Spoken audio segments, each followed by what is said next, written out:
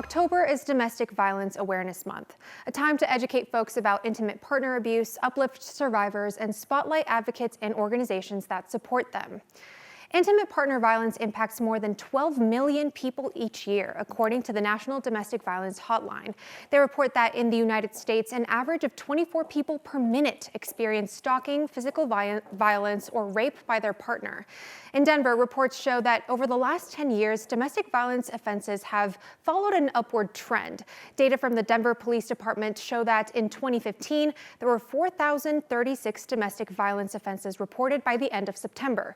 In 2020, that number rose to 4,366 for that same time frame. And this year, as of September 30th, there have been 5,721 reports of domestic violence offenses. I had a conversation with people who work at two Colorado-based organizations that offer resources to survivors, and they say, though the numbers are rising, domestic violence has always been a prevalent issue, one they continue to spread awareness about. Here's part of our chat. From both of your perspectives, being so involved in the work, why is it so important to talk about things like domestic violence? Everyone knows someone who's experienced it or has experienced it. You hear the stats, 1 in 3 or 1 in 4 folks have experienced domestic violence in their lifetime. And when we start to think about the children who have witnessed domestic violence, it is really prevalent. I think also bringing awareness to the issue gives us an opportunity to be able to debunk some of those myths and misconceptions that are out there. A lot of times people don't know what domestic violence is. And so being able to talk about it and really clear some of those things up might spark something in somebody saying, hey, that's kind of happening in my home or in my relationship, and give them an opportunity to reach out to agencies like ours and seek support. On that, what are some of those misconceptions that people have that you see are harmful when it comes to domestic violence? Something that we see a lot with our younger folks is this idea of toxic relationships. I think that's been kind of glamorized as a term, especially in schools and in media and music and things like that. But toxic relationships is often a way to say a power and control relationship, a domestic violence or an intimate partner violence relationship. One of the things that people who choose to use abuse do often blame the survivors or they blame the victims.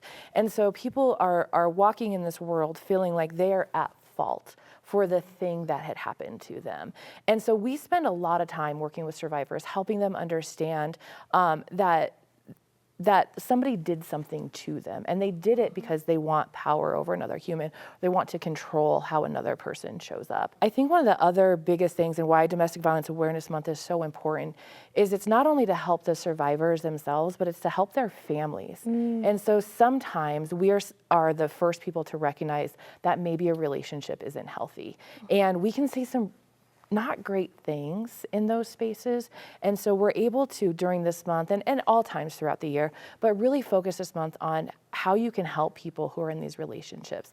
Telling a person to just leave or get out of a relationship it can actually be extremely dangerous and put people in harm's way. What are some red flags or things that you think people should look out for in their relationships, but also in the relationships of their loved ones? Yeah, I think some of the biggest ones that we see often is isolation. And so when we talk about community as your support, and as community is what helps people get out of relationships like this, it was when we cut people off from their community, so they have nobody else to lean into. That's one of the biggest ones that we see. Yeah, I think really what it comes down to, we use the term power and control all the time because that's really kind of the core of where domestic violence comes from, is that shift in power dynamics within a relationship. So any sort of dynamic where somebody loses their own autonomy in the relationship is something that you should look out for. I want to ask you about what you've seen over the years in Colorado or within your specific organizations.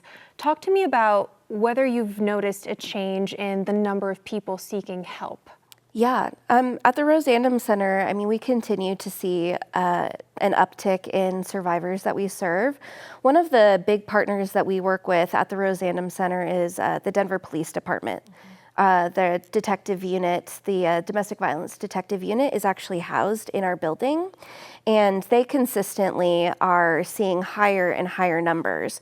So Denver crime rates are going down, but domestic violence cases are unique in that they're consistently going up every single year. And so domestic violence, like Cassie said, isn't something new, but it's something that is continuing to increase, and we're hearing more about it. So I think part of it is maybe reporting more, but also it's not slowing down. No, it's definitely not slowing down, but I think organizations like Rosandom and Family Tree, where we're constantly bringing awareness to these issues, survivors now have more resources than they did before to come out and get help. You now have police departments who have victims advocates who are trained to support survivors. Absolutely. Well, I appreciate you both for coming here and helping raise awareness and educating others about this very, very serious and real matter that we're seeing in Denver and beyond. Is there anything else that we didn't touch on that you feel is important to highlight? How can people find you all? Can people help your organizations?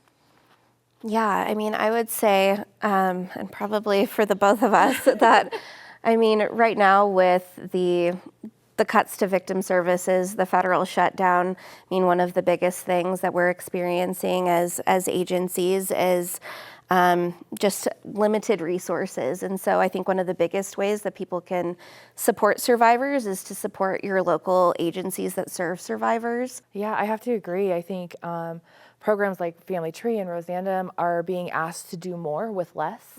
And our calls aren't going down.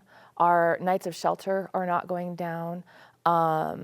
Last year, we provided over 8,800 nights of shelter for survivors of domestic violence and their children and their families. And so when funding is being cut and we're putting programs like this at risk, we definitely need all the support that we can get.